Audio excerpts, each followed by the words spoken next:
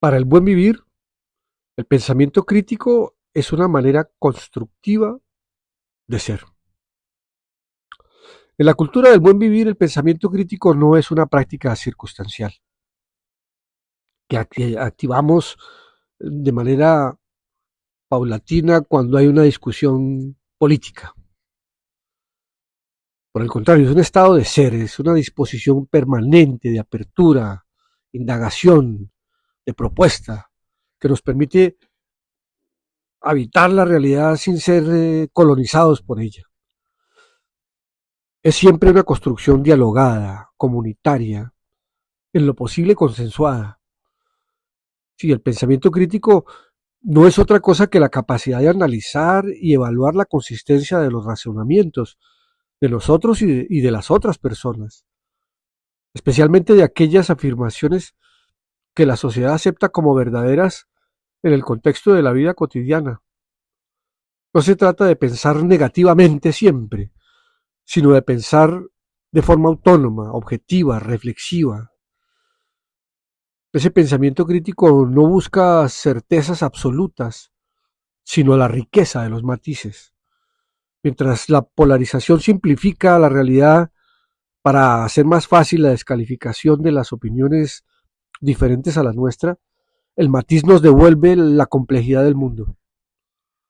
Cuando reducimos a una persona o a un grupo, a una etiqueta, estamos ejerciendo cierta violencia intelectual. Por eso elegir el matiz es elegir la verdad sobre el eslogan. El buen vivir nos enseña que la armonía no nace de la uniformidad, sino de la integración equilibrada de las diversidades.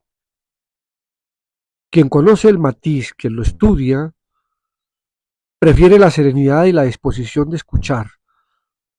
Ya no necesita crear enemigos, ficticios o reales, pues ya los tiene los que son y los otros son inventados. Más bien sostiene su identidad como un estado de conciencia permanente. El buen vivir nos invita a ser indagadores, constructivos, a no aceptar el discurso prefabricado, ya masticado que nos entregan las élites y los algoritmos.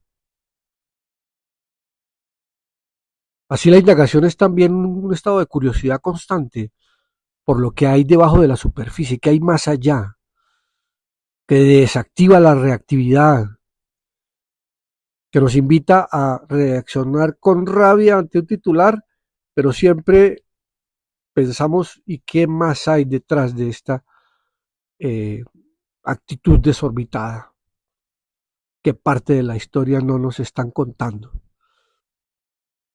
Podemos construir antes de descalificar, pensar con otros y otras cuál es la salida.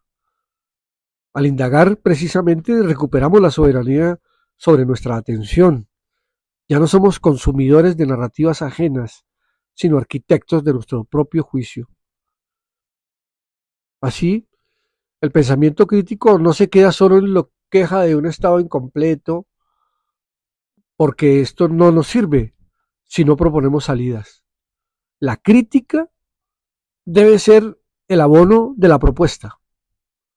Un estado crítico y propositivo significa que nuestra mente no se detiene en el no, sino que avanza hacia el cómo podemos superar lo que criticamos.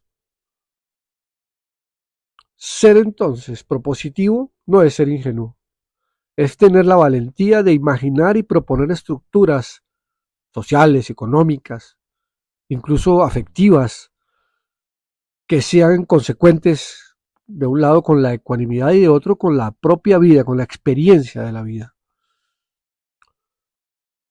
Para ese pensamiento verdaderamente crítico, la ecuanimidad es la base. Si pensamos desde el miedo o el resentimiento, nuestra crítica siempre será el eco de la herida, quedará como una respuesta más o menos inadecuada.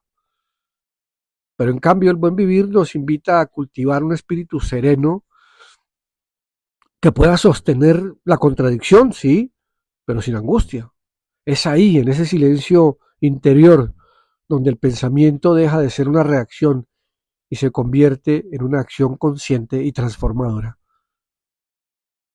Ese es el concepto del buen vivir.